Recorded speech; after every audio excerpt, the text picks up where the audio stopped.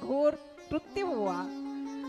जैसे ही नामदेव की आंखों से आंसू गिरे, उसी समय भगवान ने अपनी करामत की। क्या किया सुनिएगा। जैसे ही नामदेव की आंखों से एक आंसू धरती पे मंदिर के आंगन में गिरा, भगवान ने पूर्व का जो मुख था ना द्वार का, वो घुमा दिया दक्षिण की तरफ, पूरा मंदिर घुमा दिया भगवान ने। और आज भी वो मंदिर वहां है पंढरीपुर में। जहां पंढरपुर में आप जाओ तो पता चलता है कि नामदेव ने यहाँ बैठकर ध्यान किया था, आंसू निकले थे। और उसी कारण भगवान का मंदिर पूर्वाभिमुख नहीं है, दक्षिणाभिमुख है। हाँ, उसी प्रकार जैसे भगवान ने नामदेव महाराज के लिए पूर्वाभिमुख को दक्षिणाभिमुख किया है, उसी प्रकार हम बड़ा तो नहीं मांग रहे, लेकिन इतना मांगेंगे कि कथा के द्वारा भगवान जितना भी अगर फूल नहीं तो फूल की पंखुड़ी भी हम तुझे अर्पण करें अपने हृदय से, कोई नाम, कोई भजन, कोई कथा, तो प्रभु आप हमारी कथा का स्वीकार करना, आप हमारे मन के भाव का स्वीकार करना, आप हमारे जो भजन है, मन में तुम्हारा नाम चल रहा है ना, ओम नमः शिवाय, ओम नमः शिवाय, ओम नमः शिवाय, उसका प्रभु हे भोलेनाथ, हे पार्वती के प्यारे, हे गणपति के पिताजी, आप हमारे नाम का स्वीकार करना। हाँ, आप बैठे हैं ना, बैठे बैठे ओम नमः शिवाय, ओम नमः शिवाय बोलना ना भूले। हाँ, इससे एक आदत होगी कि आप काम करोगी, बातें करोगी, फोन पे बातें करोगी ना, तो भी आपका नाम चालू रहेगा अंदर घट घट घट में। हाँ, आइए, ये कैसे होता है? जैसे आप पहले, जैसे जिसने पानी भरा है ना मटके से, घड़े से, उनको याद होगा अभी ये समय में पानी भरना नहीं हुआ। क्यों? कलयुग में प्लास्टिक के कंगन और प्लास्टिक के नल घर घर आ गए, है ना। कलयुग में प्लास्टिक के कंगन, पहले तो चूड़ी पहनती थी माताएं कांच की, हाँ, तो काम करती थी तो मीठी मीठी आवाज आती थी। हाँ, उसी से आनंद रहता था घर में। ये मंगल आवाज है, जैसे घंटी की आवाज रहती है ना, भगवान की घंटी बजाते हैं, वैसे ही ये चूड़ियों की आवाज भी मंगल आवाज है, मंगल ध्वनि है, मंगल नाद है। लेकिन अभी वो चूड़ी चली गई, और इसी कारण और भी, जैसे पहले जाती थी पनिहारी पानी भरने घड़ा लेकर के, हाँ, एक के ऊपर एक घड़ा रखती थी, अपनी कांख में एक बच्चा भी रखती थी और बच्चा को लेकर के चलती थी। अगर रोता है तो उसको बातें भी करती थी, अपनी सहेली को ताली भी देती थी, और माथे पे घड़ा लेके ऐसे रूम झूम करती चलती थी। हाँ, और फिर भी बातें करते हुए भी, अपने बच्चे को संभालते हुए भी उसकी मटकी से पानी नहीं निकलता था, ना कहीं मटका गिरता था। हाँ, उसी भाव से, उसी लय से, उसी तन्मयता से, उसी लगन से हमको मन में भाव लाकर ओम नमः शिवाय बोलते रहना है, और साथ में काम करते रहना है, कथा सुनते रहना है। हाँ, यहाँ मुनियों ने ज्ञान का सत्र आरंभ किया है और सुत जी महाराज का आगमन हुआ है। प्रयागराज तीर्थ में ये कथा हो रही है। देखिए, हमारा अगला कथा हुआ था काशी जी में, पर काशी जी में जाने से पहले हमने जब टिकट निकाला यहाँ से, हमारे यजमान जी ने कहा, दीदी आप टिकट निकालो, हमसे नहीं होगा। तो निरंजन भाई जोशी करके बड़ौदा के हमारे यजमान, और माया बहन जोशी, ये परिवार इतना शुद्ध, बोला दीदी आप जो खर्चा करोगे हमको कोई टेंशन नहीं है, आप करो, आयोजन आप करो, मैं सबको लेके आऊंगा, अपना परिवार, दोस्तों को। 150 आदमी थे, 150 काशी के लिए। और वहां जाने के बाद आपको बताते हैं, हमको टिकट नहीं मिली, टिकट मिली प्रयागराज की। और तब तक दिमाग में वो बात नहीं थी, क्योंकि कथा का आयोजन कर रहे थे, तो दिमाग में वो बात नहीं थी कि कथा चालू होती है काशी में नहीं, प्रयागराज में चालू होती है। हाँ, जो शिव कथा है ना, वो प्रयागराज से शुरू होती है। वो मुझे याद नहीं रहा था।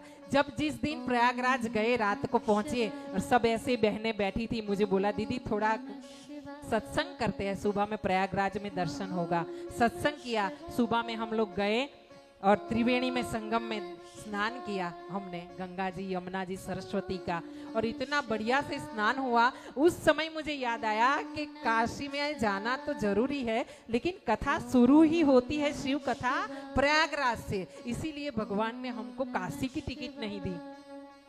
अपने मन का भाव रहता है ना, और बोल देते हो ना, तू करेगा वो सही, तेरा तू जाने और मेरा भी तू ही जाने। मैं तो क्या जानू, मैं मूर्ख हूँ, मैं तो मूर्ख हूँ, अनाड़ी हूँ, अज्ञानी हूँ।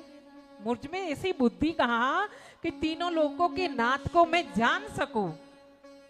हाँ, तब भगवान है ना, आपकी सब दूरी, आपका समाज की, आपके परिवार की, आपकी आर्थिक तकलीफों की सब दूरी अपने हाथ में ले लेते हैं। एक बार बोलना पड़ता है। मैं जैसे बोलती हूँ, मैं आपको बताती हूँ, मैं एक बार बोलती हूँ कि कृष्ण मेरा है, मैं एक ही बार बोलती हूँ कृष्ण मेरा है, एक ही बात बोलती हूँ, कृष्ण मेरा है, मेरा है, मेरा ही है, किसी और का नहीं। मैं हक करती हूँ, हाँ, और मैं हक करती हूँ ना, उसके बाद मुझे ये पता है कि बाकी का सब एक ही बार निर्णय करना है, एक ही बार बोलना है, एक ही बार निर्णय करना है कि कृष्ण मेरा है। बाकी के सभी नियम, सभी निर्णय, सभी काम कृष्ण संभाल लेता है। उसी प्रकार आज हम कहेंगे भोले बाबा मेरे हैं, भोले बाबा, हाँ, तो बाकी का वो संभाल लेंगे, हमको पूरा विश्वास है। यहाँ पे ये सत्र शुरू हुआ है, सौनक आदि मुख्य बैठे हैं और व्यास जी के शिष्य सूत जी आए हैं, उन्होंने गुरु गादी को स्वीकार किया है। जब शिष्यों ने पूछा है कि कली में ऐसी कोई कथा हो तो बताओ, तो सूत जी महाराज ने बताया है, कथा तो बहुत है लेकिन शिव कथा के जैसा कोई कथा नहीं है। क्यों? बाकी के सब देव है, बाकी के सब देव है, लेकिन शिव जी देवों के देव महादेव है। हाँ, बोले कैलाश वाले भोले बाबा की, अपने अपने मात पिता की। महाराज यहाँ पे सौनक आदि मुनियों ने कहा है कि कोई अच्छी कथा सुनाइए कि जिससे मन खुश हो जाए और ये जिंदगी धन्य हो जाए। तब यहाँ सूत जी महाराज ने बताया है कि एक दिन ब्रह्मा जी और विष्णु जी का विवाद हुआ, और विवाद हुआ तो वहां शिव जी प्रकट हुए।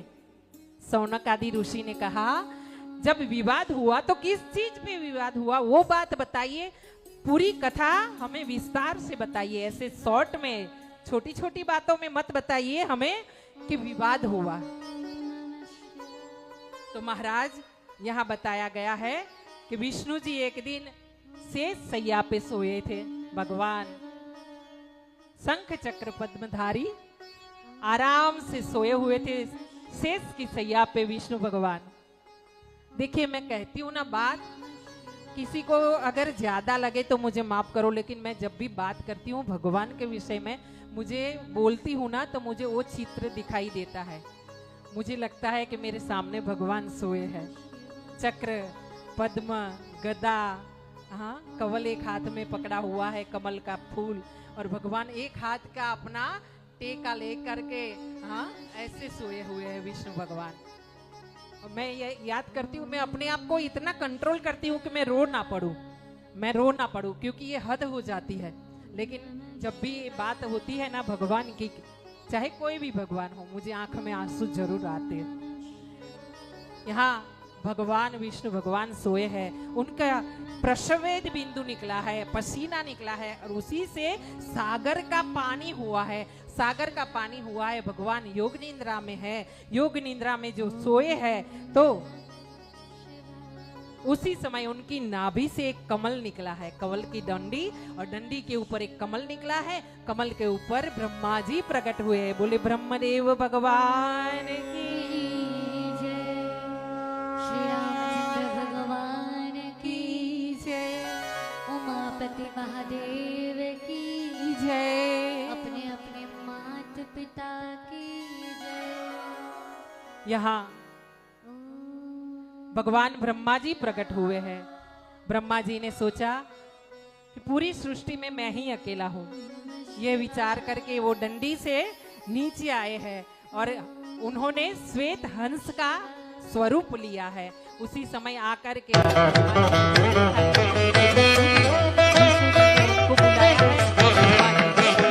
बुलाया है, कैसे है ये वत्स यानी बेटा, संस्कृत में बोला जाता है वत्स। तो उन्होंने क्या बोला, बेटा कैसे हो। यहाँ ब्रह्मा जी ने विष्णु भगवान को बोला है, विष्णु भगवान ने ब्रह्मा जी को बोला है, दोनों में वाद विवाद हुआ है। क्या हुआ है, वो बोले मैं आपसे पहले सृष्टि में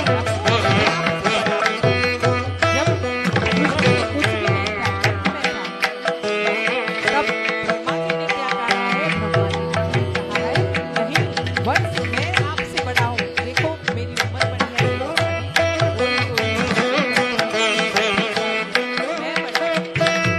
यही तकरार होने लगी है, दोनों में वाद विवाद हुआ है। और यही वाद विवाद के चलते हुए विष्णु जी ने कहा है चलिए ना आप बड़े ना हम बड़े, दोनों मिलकर के काम करते हैं। क्या करते हैं, आप एक काम करो, आप ऊपर की तरफ जाओ।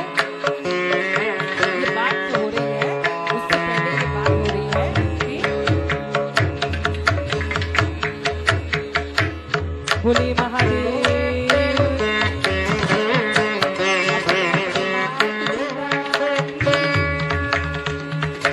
यहाँ पे दोनों का विवाद हुआ है। जब विवाद एकदम चरम सीमा पे हुआ है ना, उसी समय भगवान भोलेनाथ को कैलाश में पता चला है कि मेरे जो पुत्र जो है वो वाद विवाद कर रहे हैं। वो आकर के दोनों के बीच में स्तंभ के स्वरूप से प्रकट हुए हैं और स्तंभ अग्नि का स्वरूप लेकर के प्रकट हुआ है। ओंकार नाद सुनाई दे रहा है।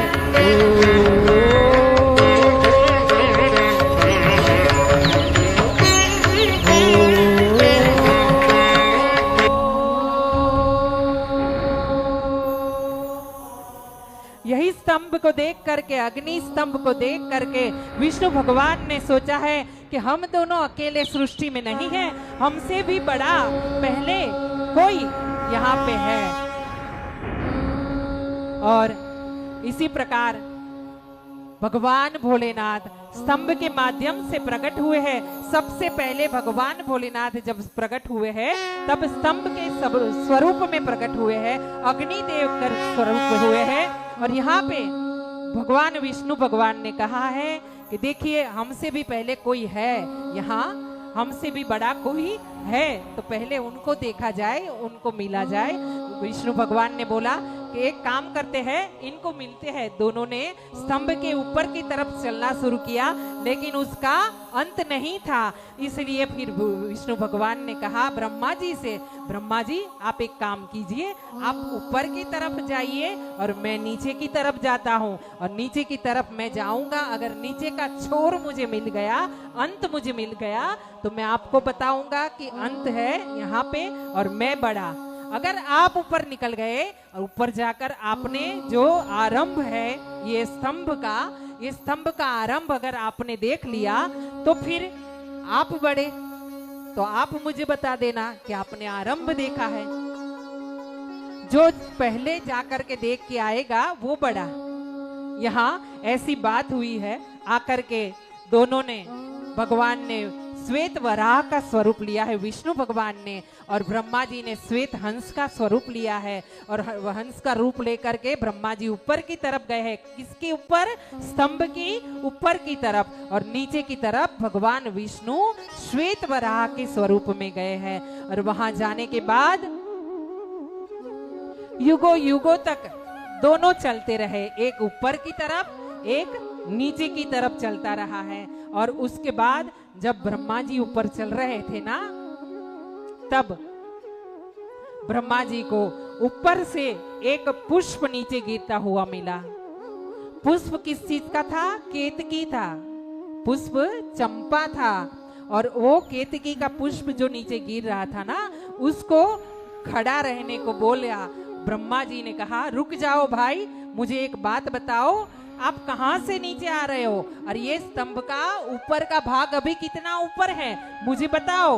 हाँ, तो महाराज यहाँ पे जब ब्रह्मा जी ने केतकी के पुष्प को बताया है कि ऊपर का भाग कितना ऊपर है, तब केतकी के पुष्प ने बताया है कि देखिए मैं तो युगों युगों से ऊपर से नीचे गिर रहा हूं। क्या कहा है?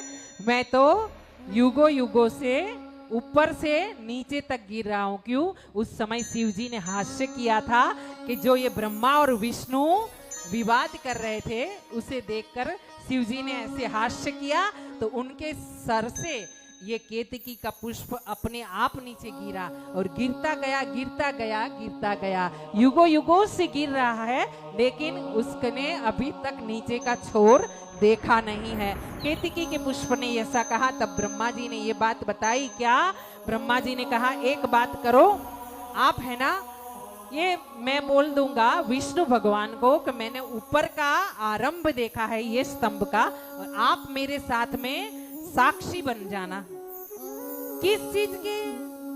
तो ब्रह्मा जी ने बताया कि आप झूठ मूठ की साक्षी लेना कि हाँ ब्रह्मा जी ने ऊपर का ये स्तंभ का आरंभ देखा है और वहीं से मैं भी आ रहा हूं। हाँ, अब ब्रह्मा जी ने झूठ बोला है। अब जो झूठ बोलता है ना, वो हमको, अगर हम भी झूठ बोले, आप भी झूठ बोले, तो उसका कुछ ना कुछ परिणाम गलत आता है झूठ का, है ना। चाहे हमको पता चले चाहे ना चले, लेकिन झूठ का परिणाम हमेशा गलत आता है। तो यहाँ पे ये बात हुई है क्या कि ब्रह्मा जी वो केतकी के पुष्प को लेकर के नीचे की तरफ आए हैं, जहां विष्णु भगवान थे। विष्णु भगवान ने देखा, नीचे गए नीचे गए नीचे गए, युगों युगों तक जब नीचे प्रवास करते रहे, तब नीचे का अंत छोर नहीं मिला। तो विष्णु भगवान ऊपर आ गए। ऊपर आए तो वहां उनको ब्रह्मा जी मिले। ब्रह्मा जी के साथ केतकी का पुष्प था, वो भी मिला। तो ब्रह्मा जी को विष्णु भगवान ने पूछा, ब्रह्मा जी आपको क्या ऊपर का आरंभ मिल गया क्या? हाँ। तो ब्रह्मा जी ने कहा, हाँ मुझे ऊपर का आरंभ मिल गया है। उसी समय केतकी के पुष्प को बोला गया, बताओ मैं ऊपर जाकर के आया हूं ना जहां से आरंभ हो रहा है। केतकी के पुष्प ने कहा, हाँ हाँ, आरंभ जहां से होता है ना वहां तक ब्रह्मा जी आए हैं। तो इस प्रकार ब्रह्मा जी ने जैसे ही झूठ बोला, विष्णु भगवान ने उनके प्रणाम किया, बोला आप हमसे बड़े हैं, आप हमसे बड़े हो, आपको प्रणाम करते हैं। मैंने छोर नहीं देखा, अंत नहीं देखा, इसलिए मैं आपके सामने हार गया हूँ। मैं अपनी हार कबूल करता हूँ और आपको प्रणाम करता हूँ। जिस प्रकार ब्रह्मा जी ने झूठ बोला और झूठ बोलने के बाद केतकी ने उसमें साक्षी की, उसी समय भगवान भोलेनाथ स्वयं वहां प्रकट हो गए, सदेह में प्रकट हुए हैं। भोलेनाथ ओंकार के रूप में प्रकट हुए हैं। और प्रकट होने के बाद उनके साथ में भैरव को प्रकट किया है, और भैरव ने अपनी दाहिनी बाईं उंगली से, छोटी वाली उंगली से, उसके नाखून से ब्रह्मा जी का एक मुख, पांचवा, छेदन कर दिया है। ब्रह्मा जी के 5 मुख थे, उसमें से एक मुख को छेदन कर दिया है। और इस प्रकार भैरव को ब्रह्म हत्या का पाप लगा है। भैरव को बोला गया है शिव जी की तरफ से, आप यात्रा करो, और यात्रा करते करते जहां आपका पाप खत्म हो जाए ना, उस जगह पे आप रुक जाना। और वो जगह कौन सी है? काशी। भैरव का ब्रह्म हत्या का पाप जहां पे भस्म हुआ, खत्म हुआ और भैरव शुद्ध हुए, वो जगह का नाम है काशी। जो हम लोग जाते हैं वहां दर्शन करने, काशी विश्वनाथ महादेव के, हाँ, वो जगह पे आकर के भैरव का पाप खत्म हुआ। और इस करके यहाँ बताया गया है कि ये भैरव का स्थान वहां पे काशी में पहला है, और जाकर के पहले उनके दर्शन करने होते हैं, और उसके बाद बाबा भोलेनाथ के, काशी विश्वनाथ के दर्शन करते हैं। कौन कौन गया है काशी? गए हैं ना? हम तो काशी में 1 सप्ताह कथा किए, इतना आनंद आया, इतना। रोज दिन गंगा मैया में सब बहनें नहाती थी, 5 बजे आती थी दर्शन करके, और फिर कथा सुनती थी, फिर जाती थी दर्शन करने। बहुत आनंद हुआ। हाँ, भगवान को यही प्रार्थना करती हूँ। उस समय 50 डिग्री तापमान था, उस समय 50 डिग्री तापमान था जब मैं कथा करने गई तो। और मेरे यजमान की मैं तो जय जयकार करती हूँ यहाँ से, भगवान उनको खूब खूब स्वास्थ्य दे। हाँ, लेकिन आज फिर से यहाँ से प्रार्थना करती हूँ, भगवान ऐसी मौसम में ले जाओ कि ठंडा हो और मैं कथा फिर से करूँ आपके आंगन में बैठकर, आपकी गोद में बैठकर, आपकी बेटी बन करके। और इसीलिए बाबा को क्या कहेंगे,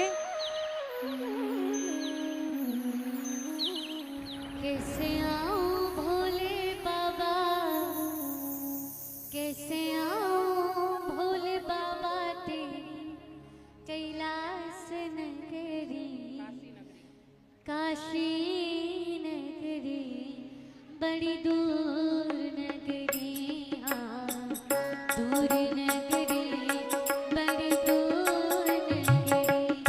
कैसे आऊं भोले बाबा, कैसे आऊं भोले बाबा तेरी काशी नगरी बड़ी दूर नगरी, हाँ दूर नगरी बड़ी दूर नगरी, हाँ दूर नगरी बड़ी दूर नगरी। बोले काशी विश्वनाथ की